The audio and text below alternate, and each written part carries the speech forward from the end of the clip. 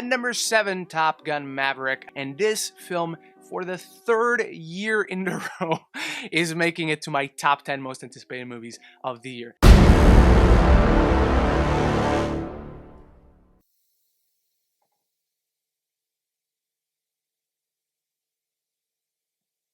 Holy shit.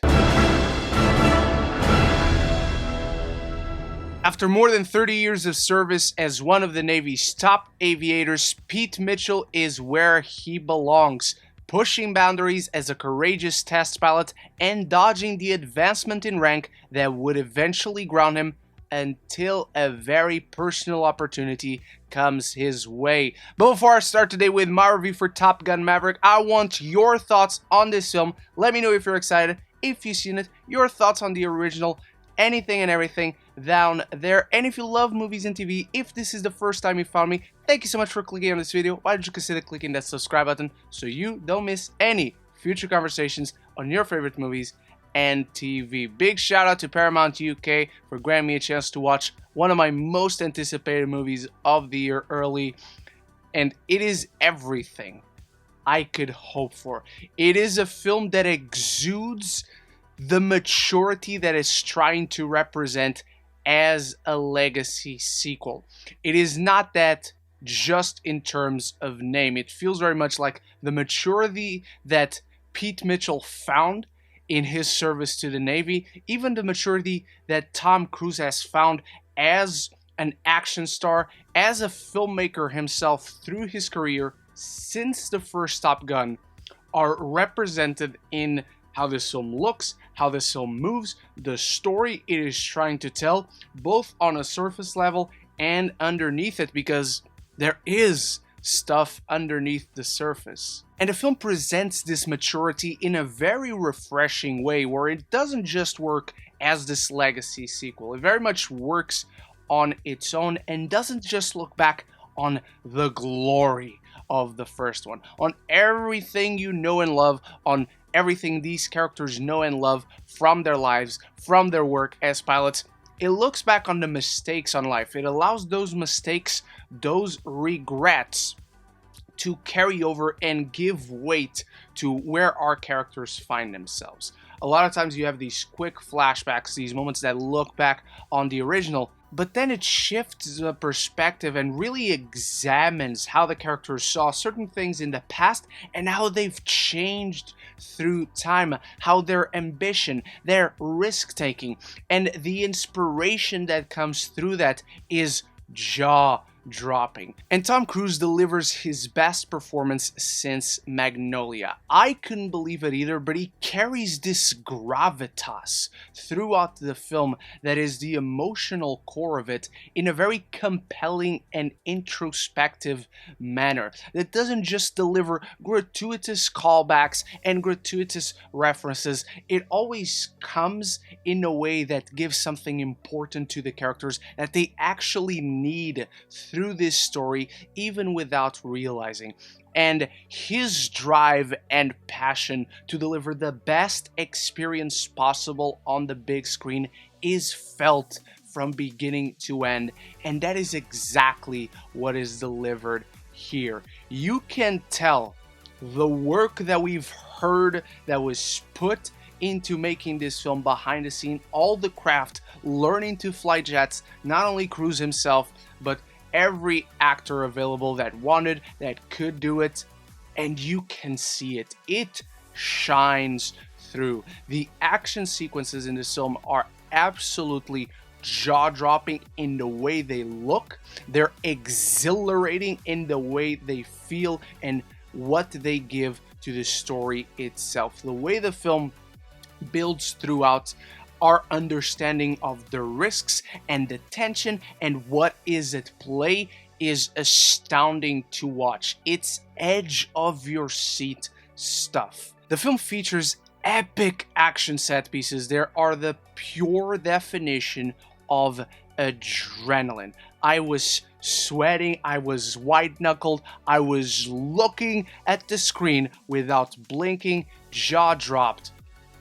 They're just pure exhilaration to your mind, from the training sequences to the dogfighting itself.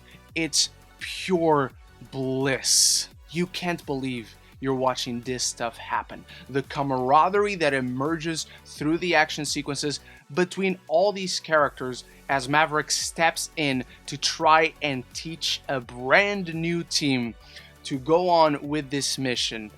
And one of those members in this new team includes Goose's son, played by Miles Teller, who is also spectacular. Everyone is really great. And they are not the only ones. Jennifer Connelly is here, and she steals the show in every scene she is in as the one person that can ground Maverick on his feet, that actually takes his mind off of the air. John Hamm has a really nice presence here. The entire film is just jam-packed with memorable actors playing very memorable characters. And it's this cross-generational dynamic that you get to care so much about that then elevates the enthralling and boundary-pushing action sequences.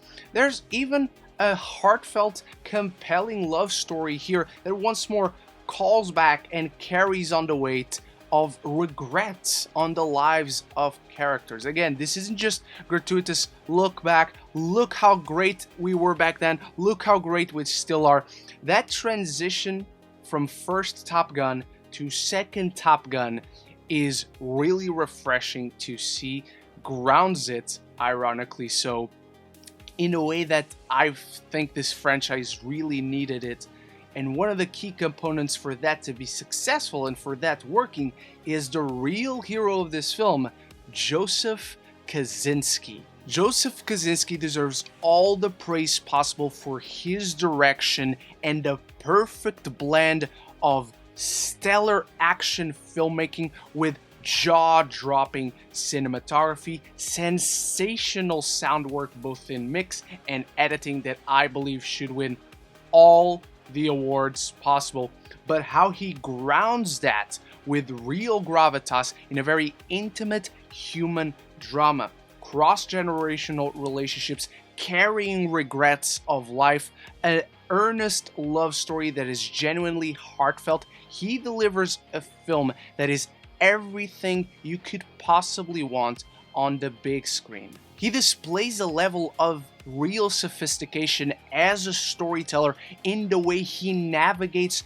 the lives of these characters with this big 30-something year gap between an original film, its sequel, and the relationships that have to carry all that weight, and on top of that deliver some real grit in action sequences like we talked about, particularly in that third act. That is my favorite part of the film, is the best third act I've seen in quite some time. It just doesn't let up. It keeps elevating and elevating the tension and the stakes in such an organic manner. Just when you think it's done, he then ups the ante, and I couldn't have been more happy that he does. And for all of these achievements, I think Top Gun Maverick is absolutely the greatest legacy sequel we've ever seen, that not only carries on the qualities of the original, but elevates it to another level, even surpassing it.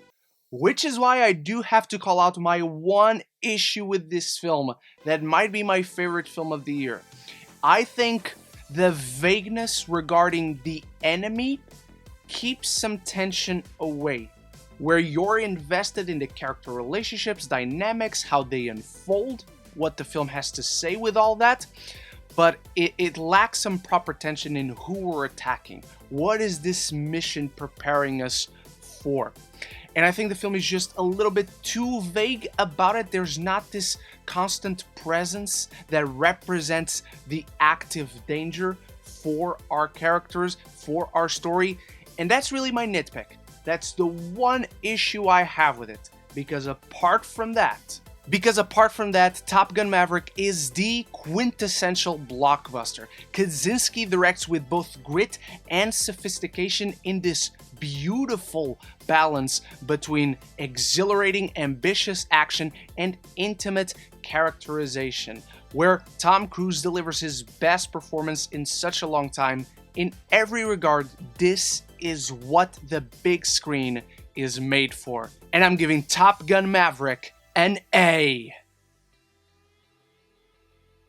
And those are my thoughts on Top Gun Maverick. Let me know what you thought of the film, if you've seen it, if you're excited, anything and everything down there. Big shout out to Paramount UK once more for allowing me to see this one early for this review. And a big shout out to my channel members for supporting this video and the entire channel. I want to thank you for watching, and I'll see you very soon with other reviews I have coming up. And so until the next one, love each other.